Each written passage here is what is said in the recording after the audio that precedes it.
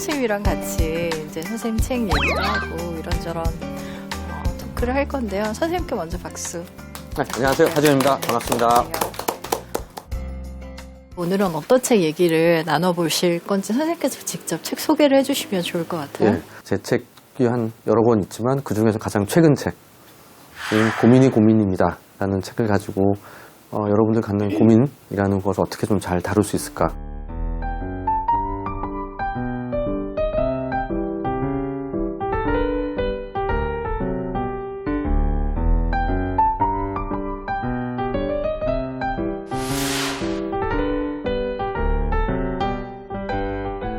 고민이라고 예. 정확히 딱 책 주제를 정하신 이유가 있으실까요? 어떤 계기?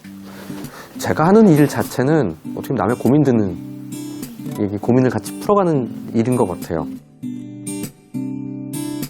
근데 가면 갈수록 고민 자체에 함몰돼 버린 분들이 많아요. 왜냐하면 이럴 땐 이렇게 하셔도 맞지 않아요? 그러면 두 가지 반응들을 보이십니다. 나 아는 건데? 근데 왜 그렇게 생각 못했죠? 하는 경우랑 이거밖에 없나요? 그러니까 두 가지. 하나는 머리가 너무 꽉 차가지고 충분히 생각할 수 있는데도 불구하고 여유가 없어서 그런 일이 생긴 거고요. 하나는 뭔가 더 대단한 게 있지 않을까 라는 기대를 갖고 오셨지만 이거밖에 없구나 라고 현실을 받아들이게 되는, 그러면서 느끼게 되는 게 수학책도 있고 영어책도 있고 각각 공부한 책들이 있지만 마찬가지로 뭐 경제에 대한 고민, 연애에 대한 고민, 관계에 대한 고민, 인생에 대한 고민들도 있지만 그 고민 자체에 대한 생각, 고민에 대한 고민을 하는 방법을 더 잘 알면 책 읽기 방법에 대한 것 자체가 또 도움을 주듯이 나머지 영역들을 잘 할 수 있는 방법론이 되겠다라는 생각에 이 책을 써서 여러분들에게 소개했고요.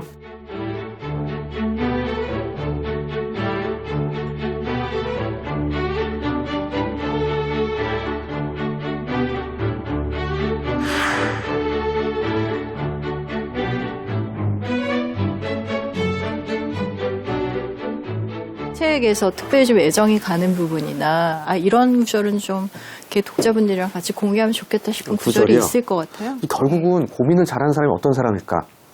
라는 생각을 해보면 결국 고민을 잘하게 되거나 고민에 대한 능력치가 높아진 사람은 어떤 사람일까 보면 어른? 전 요즘 성숙에 대한 고민을 많이 해요. 한 사람의 성숙이란 무엇일까라는 부분인데 여러 가지 정의가 있을 수 있겠죠. 근데 저는 성숙한 어른이란 감정이 휘둘리지 않으면서 결정하는데 지나치게 애쓰지 않는 존재였으면 좋겠어요. 고민보단 실행에 더 많은 비중을 두고요. 내가 한 일에 대한 반성은 하되 후회에 사로잡히지 않을 수 있다면 사회에서 한몫 제대로 하는 사람이 될 것이다 라는 생각을 하게 됐습니다. 저는 이 구절이 결국은 이 책 전체에서 결과물이 된다면 이걸 통해서 여러분들의 삶에서 어떤 내재화돼서 자기가 실행할 수 있게 될 때 지치지 않고 질리지 않고 하루하루를 잘 보낼 수 있는 분, 그런 사람, 어른, 성숙한 어른, 이런 게 아닌가라는 생각을 합니다.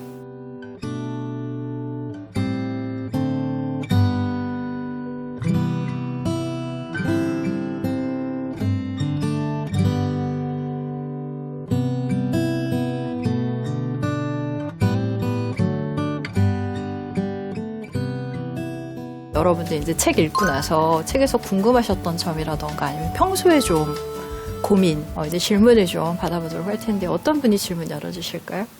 가까워서 부담스러우시죠? 흔치 않은 기회이기 때문에 진료실도 아니고 얼마나 좋아요. 돈도 안 내고. 그러니까 멋진 질문을 하려고 애를 쓰면 그게 고민이 돼요. 항상 고민이 되는 게 어떻게 하면 싫어하는 사람을 대할지 저한테 좀 조언을 주십시오. 그 사람도 날 싫어해요? 그런 거 아마도 그쵸.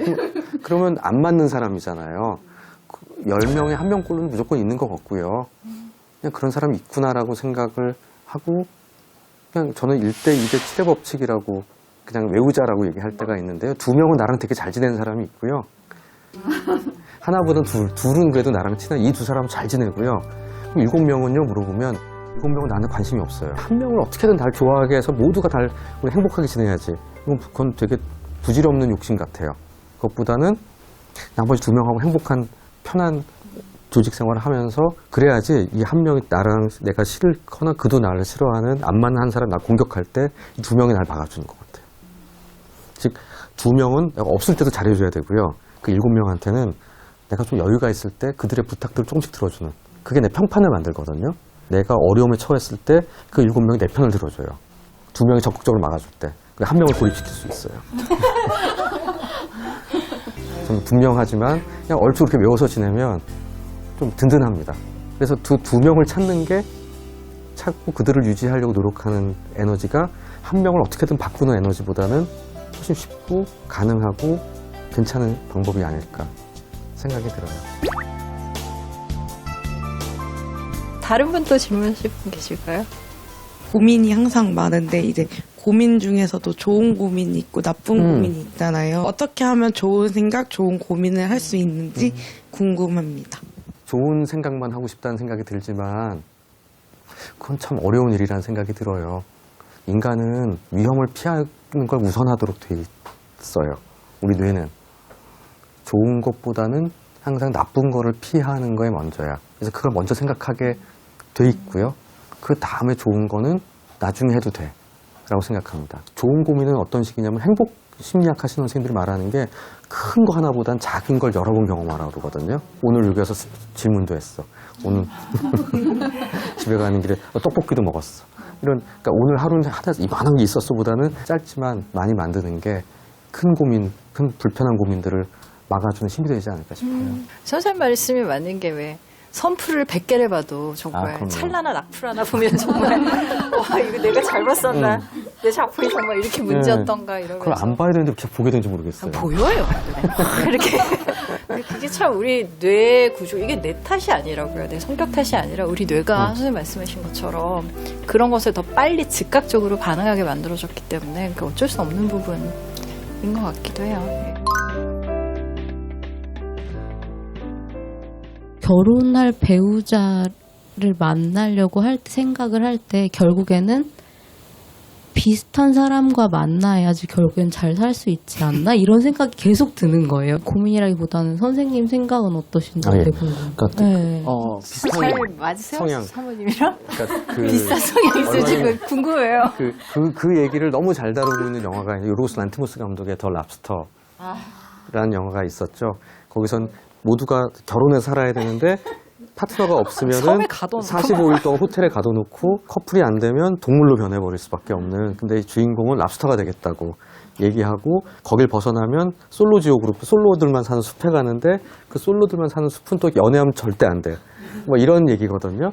근데 거기서 근식끼리 서로 어떻게든 비슷한 점을 찾으려고 어떤 사람 코피를 많이 흘리는데 일부러 코피를 터트려가지고 커플이 되기도 하고 이 주인공은 어떨 때는 사이코패스인 척하면서 커플이 되기도 하고 이런 장면이 나와요. 어떤 배우자에 대한 그 우화인데 우리는 그렇기 때문에 그 얘기에서 얘기하고자 하는 건 어떻게 보면 그걸 또 비꼬고 있는 것 같기도 한 거죠. 물론 비슷한 사람들이 서로 우리가 이제 만났지라는 생각을 할 수도 있지만 지금 뭐 여러 가지 심리 이론에서는 얘기하는 배우자 내지는 파트너를 찾는 여러 가지 방법적인 안데 그렇게 근사성이 있을 수도 있지만 반대로 상고성도 있어요. 그러니까 우리가 하나의 팀이 되어 있기 때문에 한쪽은 다니는 사람이지만 어느 순간 나에게는 굉장히 안전한 안전기 전진 일종의 베이스가 하나 있으면 좋겠어라는 욕구가 있고 또 한 사람은 나는 베이스가 좋아. 그래서 난 누군가가 내 대신 다녀주면서 세상을 알아오고 그걸 통해서 우리가 그것을 만들어 난 급유해주는 역할을 해줬으면 포수와 투수 같이 그것도 되게 괜찮은 그것도 일종의 상보일 수 있고요. 나은 방향일 수도 있고 다른 방향일 수도 있지만 그런 걸 몇 번 경험하고 나면서 여러 번의 연애를 끝내거나 그럼 결혼할 때쯤 꽤 괜찮은 멀티 툴이 될 수도 있잖아요. 한 가지 툴만 막 발달해 있는 사람보다는 이제 그런 생각도 재밌을 것 같아요. 그런 부분들을 저는 생각합니다. 오늘 이렇게 나와주신 독자분들에게 소개해줄 책, 예, 예, 그래서 추천해주실 몇권 정도 책, 예. 가져와서요. 첫 번째 책은 만화책입니다. 슬램덩크. 뭐 좋아하시는 분들 다 좋아하실 텐데 저한테는 제 인생의 책이에요. 코트를 가르면 너에게 가고 있어 우리 함께한 맹세 위에 일본 만화인데 우리는 강백호라는 이름으로 알려져 있는 저는 이 책에서 농구 만화로 좋아한다기보다는 이 강백호라는 고등학생이 보였던 대책 없는 낙관주의 그리고 그 안에 있는 건강한 자기애 라는 게 저한테는 제가 힘들었던 시기 저도 교수가 되기 전에 박사는 했고 뭐 어디 하고 싶은데 막 개업을 할까 막 고민이 되고 있을 때 책도 그때부터 쓰기 시작한 거고 뭐 막 이리저리 흔들리고 있을 때 그럴 때 힘을 빼야 되겠다. 그런 어떨 때는 대책 없어 보이는 낙관주의가 끝없이 계속 비관하고 자책하고 하는 것보다는 그 기간 동안은 확실히 덜 아프고요. 날 힘든 시기에 버티게 해주고요. 그냥 내가 해야 할 것들을 할 수 있게 해주는 힘이 됐다는 생각을 나중에 돌이켜보니까 해서 저는 힘든 시기가 되면 저는 이거 24권 애장판으로 다 가지고 있는데요. 다 가지고 있어서 힘들 때만 한 번씩 꺼내봐요. 자기애와 낙관적인 마음, 낙관주의에 대한 생각을 가지고 보시면 좋겠다. 라는 게 첫 번째 책이고요. 두 번째 책은 강상중 선생님, 이분이 고민의 힘 등등의 여러 권의 책을 내셨는데 그중에 저는 나를 지키며 일하는 법이라는 책을 여러분들 권해드리고 싶은 게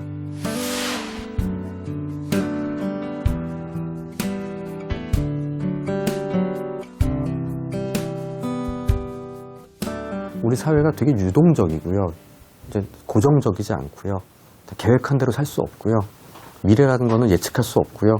그런 것들을 받아들인 상태에서 나를 지키면서 일이라는 거를 어떻게 해나갈까. 일하는 사람으로서의 나에 대한 이야기인데 저는 이것과 함께 혹시 이 책을 보시고 기분이 나신다면 무라카미 하루키의 직업으로 소설과 함께 보시면 더욱더 깊이가 있을 거라는 생각이 들고요. 마지막 책은 역시 한국 만화책입니다. 구정인 작가의 기분이 없는 기분이라는 만화책입니다. 이렇게 만화책인데요.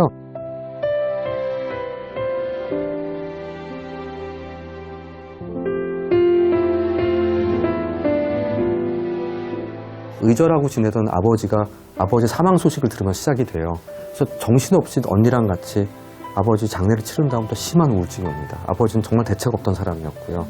근데 쉬어도 낫지가 않아요. 상담도 받아보고 약물 치료도 받고 그러면서 이 우울증을 극복해 나가는 과정인데 한국 작가가 쓴 책이고 한국의 실정을 너무 잘 이야기하고 있고 하물며 약을 뭘 먹고 부작용이 나와서 막 토한 장면이 나오는데 전형적으로 당연히 재환자들한테 많이 보는 장면이거든요.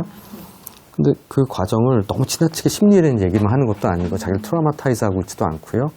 이 부분을 극복해 나가는 과정에 적절한 치료, 적절한 상담, 다음 가족의 도움, 다음에 내 생활 루틴을 만들어가는 것 정말 제가 생각할 때는 환자로서 해나갈 수 있는 모든 것들을 경험한 과정을 짧은 만화책 안에서 생생하게 다루고 있어서 제가 요새 제 환자분들한테도 굉장히 많이 권하고 있는 책이기도 합니다. 그래서 우울증이 심한 게 아니야 하더라도 우울함이 무엇인지에 대해서 고민하거나 생각해 보시거나 주변에 가까운 분이 있을 때 한번 읽어보시면 아주 정말 적극 권하고 싶은 아주 좋은 양서입니다.